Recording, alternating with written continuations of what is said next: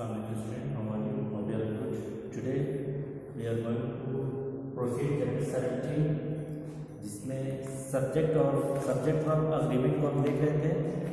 इसमें कुछ रूल्स को पढ़ रहे थे, किस तरीके से जो वर्ब्स है उसका प्लूरल बनाया जाता है डिफरेंट वे, जिसमें हम इसके दो रूल्स पढ़ चुके थे। आज देखेंगे तीसरे रूल 3 में कहता है अगर कोई भी वर्ब एंड करता हो वाई से, फॉर एग्जाम्पल कैरी, और वाई से पहले क्या हो कॉन्सोनेंट हो, तो इसको सिंगुलर बनाने के लिए क्या किया जाता है, CARR वाई चेंज रहता है आई में और लास्ट में हम करते हैं ES, तो वाई को कन्वर्ट होता है आई में और इसमें ऐड करते हैं ES। ये रूल 3 आपको बताता है। इसमें और भी एग्जाम्पल है जैसे फ्लाई, फ्लाइज, कॉपी, कॉपीज। इन सारे एग्जाम्पल में देख सकते हैं लास्ट का लेटर जो है वाई है और उस लेटर से पहले जो लेटर है वो कॉन्सोनेंट है, तो ऐसे में उसको सिंगुलर बनाने का तरीका चाहिए। इसमें एग्जाम्पल भी है, जैसे पहले एग्जाम्पल है सुमन, सुमन सिंगुलर है तो अब सिंगुलर होगी, तो यहाँ पर क्या आ रहा है ट्राइज आ रहा है, तो ट्राई का सिंगुलर क्या हो जाएगा, ट्राई हो जाएगा। इसी तरीके से ही भी सिंगुलर है तो इसका जो वर्ब आ रहा है वो कॉपीज आ रहा है, कॉपीज सिंगुलर है किसका, किस वर्ब का, कॉपी। ये था रूल 3। आगे देखते हैं रूल 4। रूल 4 में भी जो वर्ड हम पढ़ने जा रहे हैं उसके लास्ट में क्या आएंगे, वाई आएंगे। जैसे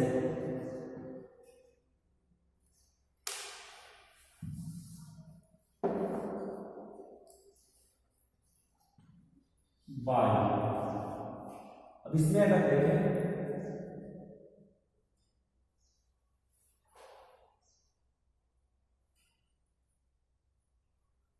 तो इसमें आपका लास्ट लेटर जो है वो वाई है, लेकिन इस वाई से पहले आपका वोवेल आ रहा है, तो जब वाई से पहले वोवेल आ रहा है तो उसके बदलने का तरीका ये होता है, सिंपली हम करते हैं लास्ट में एस लगाते हैं तो इस सिंगुलर में कन्वर्ट हो जाता है।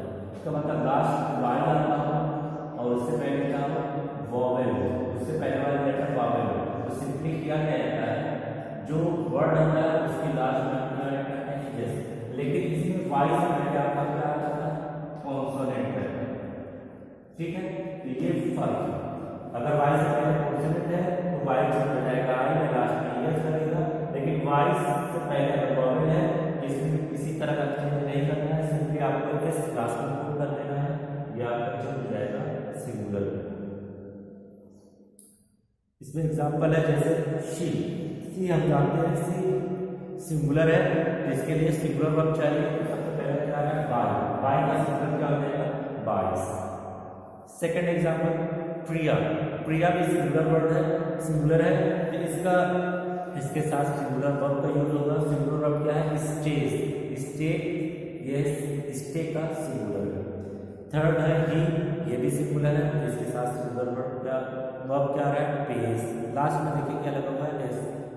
शी, ये भी सिंगुलर है, इसके साथ प्रेस आ रहा है, ये भी आपका सिंगुलर वर्ब है। तो सिंगुलर वर्ब के साथ हम देखते हैं सिंगुलर सब्जेक्ट के साथ सिंगुलर वर्ब का यूज हो रहा है।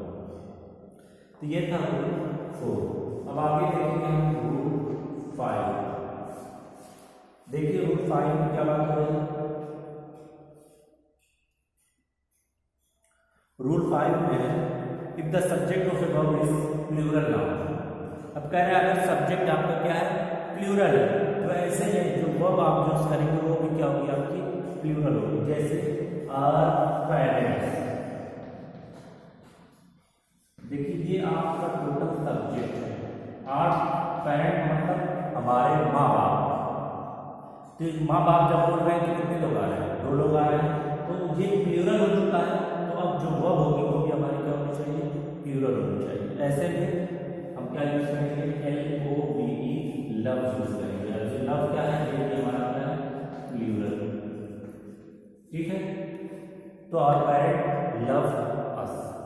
इसी तरह से सेकंड एग्जांपल है माय ब्रदर्स, ब्रदर्स देखो आ रहा है, ब्रदर्स का मतलब एक से ज़्यादा भाई की बात हो रही है तो प्लूरल है, तो वर्ब भी आपकी क्या आएगी प्लूरल। यहाँ पर क्या वर्ब आ रही है प्ले आ रही है, प्ले आपका क्या है plural. Third example the stars, stars ढेर सारे स्टार की बात हो रही है तो ये प्लूरल हुआ, तो इस वजह से वर्ब आपको क्या आ रहा है शाइन, शाइन क्या हुआ ये आपका प्लूरल वर्ब। ठीक है, तो हम रूल 5 को भी देख चुके हैं। रूल 5 में अगर आपका जो सब्जेक्ट है वो प्लूरल है तो वर्ब भी आपकी क्या होगी प्लूरल यूज होती है। नेक्स्ट रूल की तरफ बढ़ते हैं। नेक्स्ट है हमारा कलेक्टिव नाउन। अगर सब्जेक्ट हमारा कलेक्टिव नाउन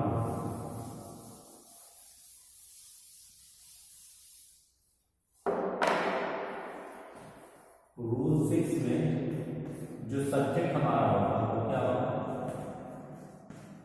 कलेक्टिव नाउन।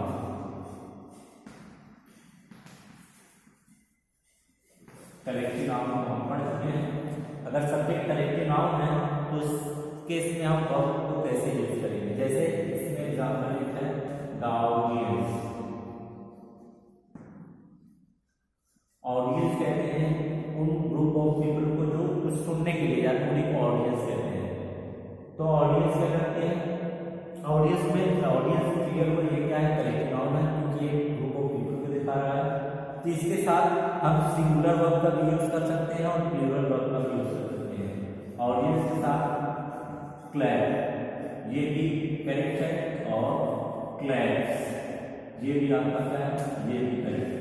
तो सिंगुलर और प्लूरल दोनों का यूज कर सकते हैं किसके साथ कलेक्टिव नाउन के साथ। इसमें देखिए नेक्स्ट कलेक्टिव नाउन आपका है बैंड। जो म्यूजिक वगैरह बजाते हैं उन्हीं के ग्रुप को क्या बोलते हैं बैंड। तो बैंड के साथ देखिए प्लेस भी यूज हो सकता है और प्ले भी यूज हो सकता है, तो सिंगुलर और प्लूरल दोनों। तो याद रखिए रूल 6 में हम ये देख रहे हैं जो अगर सब्जेक्ट आपका कलेक्टिव नाउन हो तो उन कलेक्टिव नाउन के साथ हम वर्ब को सिंगुलर भी यूज कर सकते हैं और प्लूरल दोनों का यूज कर सकते हैं।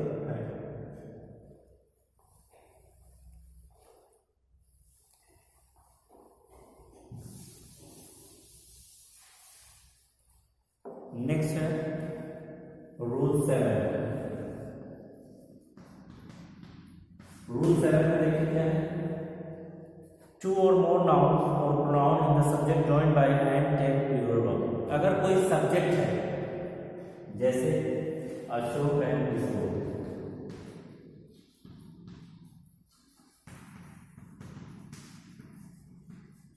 ये आपका सब्जेक्ट है, इसकी बात हो रही है अशोक और किशोर दो अलग अलग लोगों की बात हो रही है, तो सब्जेक्ट आपका क्या होगा ये आपका प्लूरल हो चुका है।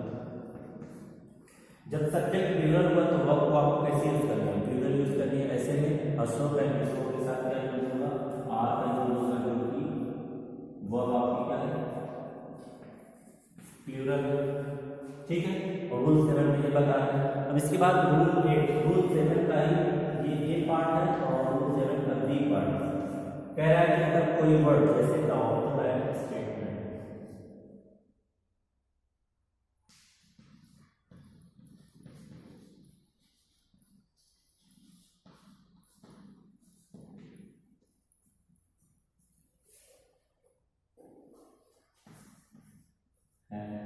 यहाँ पर देखिए सब्जेक्ट आपका क्या है the author and statement. Statement तो यहाँ पर भी आप देख सकते हैं कि दो वर्ड यूज है ऑथर और स्टेटमेंट और इसे कंबाइन किया गया है एंड से। लेकिन इसमें जो ऑथर है और स्टेटमेंट है ये एक ही है, उसी इंसान को ऑथर भी बोला जा रहा है और उसी इंसान को क्या बोला जा रहा है स्टेटमेंट भी बोला जा रहा है। तो ऐसे में सब्जेक्ट आपका यहाँ पर क्या है सिंगुलर है, लेकिन इस केस में अशोक अलग था किशोर अलग था, दो डिफरेंट मैन थे। लेकिन इस केस में ऑथर वही है सेम है स्टेटमेंट भी वही है, तो दोनों जो वर्ड यूज हुआ वो एक ही पर्सन के लिए यूज हुए हैं। जैसे सब्जेक्ट आपका क्या है सिंगुलर है तो वह भी आपकी क्या होगी सिंगुलर और है आपका क्या है ये वो आपका सिंगुलर यूज। तो सेंटेंस है the author and statement has child. इस चीज को याद रखेंगे, अगर ये सब्जेक्ट प्लूरल को बताएगा तो वह प्लूरल होगी, अगर ये सिंगुलर को बताएगा तो वह भी सिंगुलर होगी। इसमें दो डिफरेंट पर्सन की बात हो रही है, इसमें तो ये था रूल 7।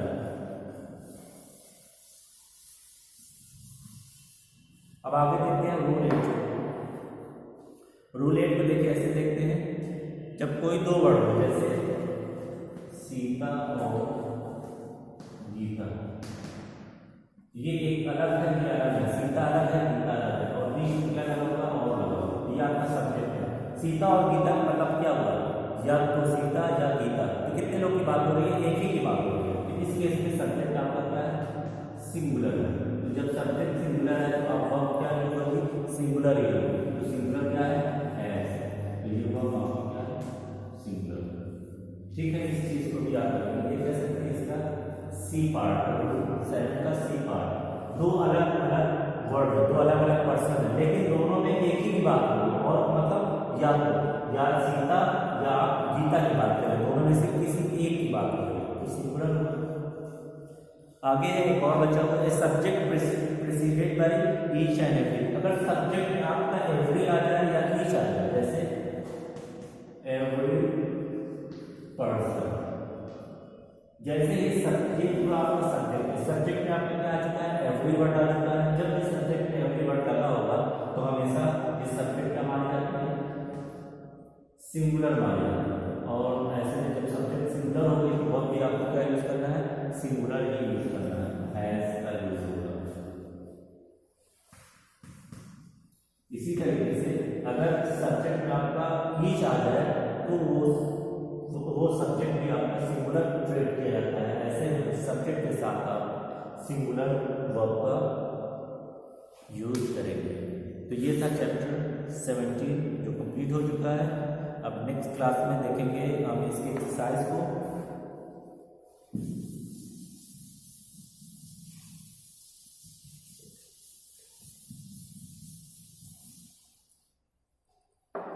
क्लास में बरकत कर रहे हैं।